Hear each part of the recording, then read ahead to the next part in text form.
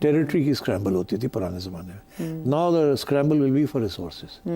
اچھا, دروازے کھل جائیں گے, نئے روٹس ڈسکور ہوں گے, لیکن جو یہ جس ریجن میں BRI بن رہا ہے اس میں بہت سے ایشوز بھی ہیں, سیکیورٹی خدشات بہت بڑے ہیں, انسٹیبلٹی ہے, پولیٹیکل انسٹیبلٹی. ان ایشوز کو کیسے چائنا ایڈریس کرے گا؟ اور معیشت, کمزور معیشت مختلف. چائنا نے پاکستان کو کہا تھا کہ دیکھیے آپ ہمیں پروٹیکٹ ٹھیک طریقے سے نہیں کر رہے, جی ہمارے اوپر اٹیکس ہو رہی ہیں, BLA بھی کر رہی ہے اور طالبان بھی کر رہے ہیں.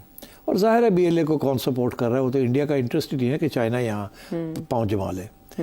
سو آبویسلی تو چائنا نے بہت کہا پاکستان کو ہماری سیکیورٹی ٹھیک کریں, وہ نہیں ہو رہی تھی, بڑے اٹیکس ہو رہے تھے. پھر ایک پچھلے 6 ماہ کے اندر پہ ایک نئی ڈائلاگ شروع ہوئی کہ پھر ٹھیک ہے اگر آپ نہیں ہماری سیکیورٹی دے سکتے تو پھر آپ ہمیں اجازت دیں, ہم اپنی سیکیورٹی خود انتظام کر لیتے ہیں.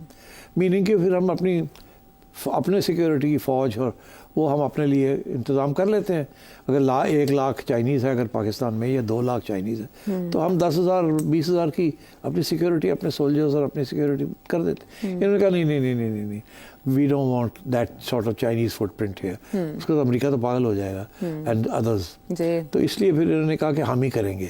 اب کچھ نئی ارینجمنٹ ہوئی ہے جو کہ بتا نہیں رہے ہیں کیا ہوا ہے. آپ کچھ عرصے کے لیے پچھلے 2-3 ماہ پہلے ساری چائنیز ایکٹیویٹی بند ہو گئی تھی, اب آہستہ آہستہ پھر کھلنی شروع ہو گئی, ریوائیو ہو رہی ہے, سیکیورٹی رولز بن رہے ہیں. میرا خیال ہے کوئی نہ انڈرسٹینڈنگ ہوئی ہے. اور میرا خیال ہے کہ اب دیکھیے گا گوئنگ فارورڈ, اب انڈیا والے یہ بات کہہ رہے ہیں اور حقیقت ہے اس کے اندر کہ اگلا راؤنڈ جو ہے نا انڈیا اور پاکستان کا جو کہتے ہیں ہوگا, اس کے اندر چائنیز کا جو فٹ پرنٹ ہے یا ہاتھ ہے وہ اور بھی زیادہ بڑا ہوگا.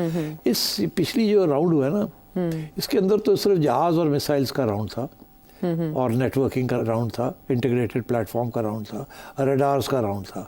اس کے اندر سیٹلائٹ جو چائنا کے کتنے سیٹلائٹس اس وقت گھوم رہے ہیں جو کہ can be used, some of them can be used as part of the defence of Pakistan.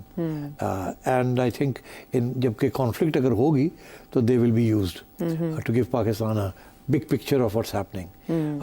اور میں سمجھتا ہوں کہ with this sort of development آپ توقع یہی کریں کہ China is going to end up playing a very open and big role in this region. سوال اس میں یہ بھی اٹھ رہا ہے کہ چائنا صرف تائیوان تک محدود رہے گا یا کشمیر کے مسئلے میں بھی وہ کہاں فریق ہے, جیسے آج DGISPR نے کہا, اور پھر تبت کا معاملہ بھی ہے, تو اس میں چائنا کی ایکچولی مفادات پیوستہ ہے پاکستان کے ساتھ مدد کرنے میں. تو آنے والے دنوں میں بات کرتے رہیں گے, لیکن شامل کرنے ہیں آپ کے سوال وہ بھی ایک بریک کے بعد.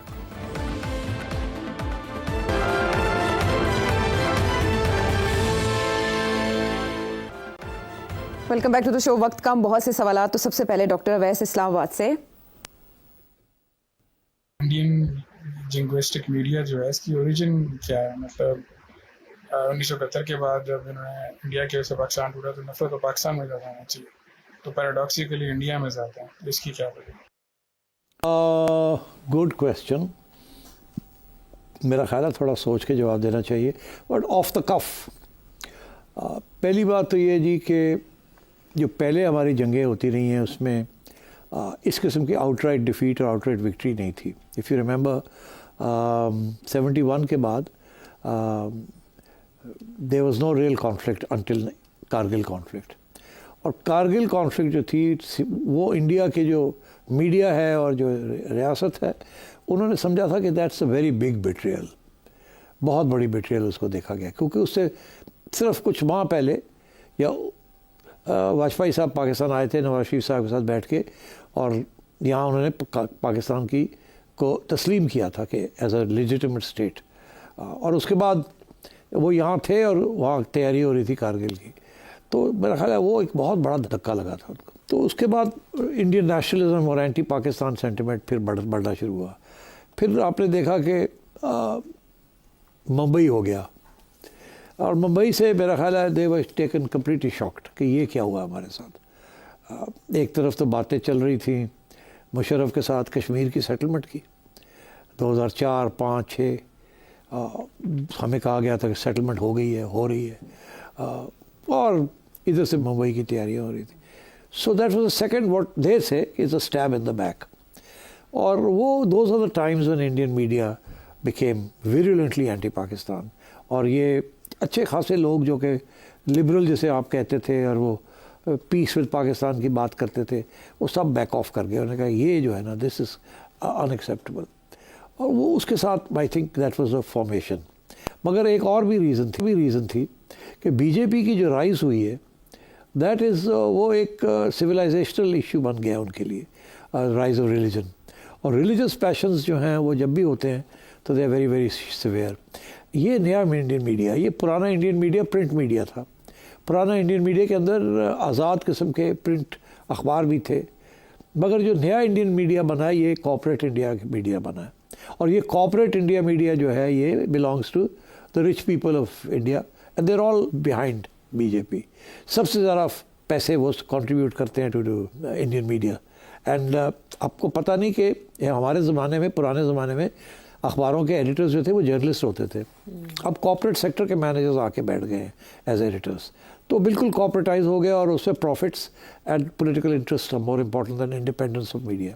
تو یہ انڈین جنگوازم جو ہے نا، اس کا تھرڈ ڈائمینشن یہ ہے کہ انڈیا اب اپنے آپ کو as a great power, budding great power, potential great power بن رہا ہے. ان کی مڈل کلاس جو ہے، اربن مڈل کلاس، وہ 300 ملین کے قریب ہے. ان کو یہ گولی دی جا رہی ہے تھرو آؤٹ کہ ہمارے یونیورسٹیز، ہمارے professionals all over the world we are now gaining ground as the fourth largest economy in the world or the fifth largest economy in the world, and India is leading in this and India is leading in that.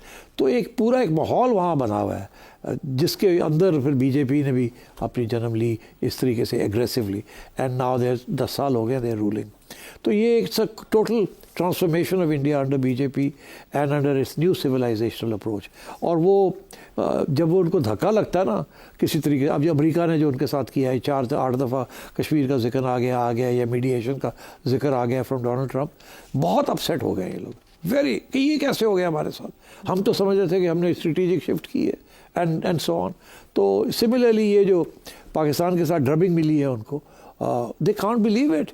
ان کو سمجھ نہیں آ رہی یہ ہوا کیا ہمارے ساتھ. ہمیں تو گولی یہ دی گئی تھی we are a great power, اور وہ زمانہ نہیں رہا 1962 کا جب چائنا نے ہماری پٹائی کی تھی. وہ تو اب رہا ہی نہیں. اب تو we are a great power.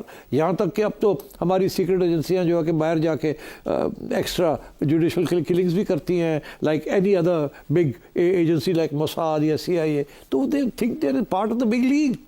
اب وہ ساری جنریشن کو، 2 جنریشنز کو یہی سمجھایا جا رہا ہے پچھلے 20 سال سے. تو پھر what do you expect? Mumbai کے بعد انڈیا ہیز چینجڈ.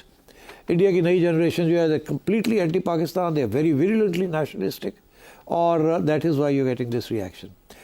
اور اسپیشلی یہ کہ ان کو یہ کہا گیا کہ ٹوائس پاکستان نے ہمارے ساتھ زیادتی کی ہے. ایک دفعہ ہمیں بلا کے امن کی باتیں کی ہے، اور پھر دوسری دفعہ پھر کشمیر کی بات کی ہے، اور پیچھے سے ایک دفعہ کارگل کر دیا اور دوسری دفعہ ممبئی کر دیا اینڈ سو آن. اس کے بعد بھی نواز شریف صاحب کے زمانے میں آپ کو پتہ ہے ہم نے پھر میاں صاحب نے کوشش کی تھی کہ نریندر مودی کے ساتھ کوئی تھوڑی بہت بات چلے آگے، مگر نہیں ہوا. اور وہ آپ کو پتہ ہی ہے پٹھان کوٹ ہو گیا اور اس قسم کی چیزیں ہمارے پہ جو الزام ہیں، and so it was derailed. تو اب میرا خیال ہے it's very difficult for the 2 countries to live peacefully together. یہ وقت لگے گا. اور اب کیونکہ پاکستان چائنا کے ایکسس کے اندر پکا آ گیا ہے، اور India is in the axis of America ہے بھی اور نہیں بھی ہے. ان کو بھی سوچنا پڑ رہا ہے کہ ہم آئیں گے یا نہیں آئیں گے. سو یہ انسرٹنٹی اب کچھ عرصے کے لیے رہے گی. I don't see any peace initiatives between Pakistan and India succeeding.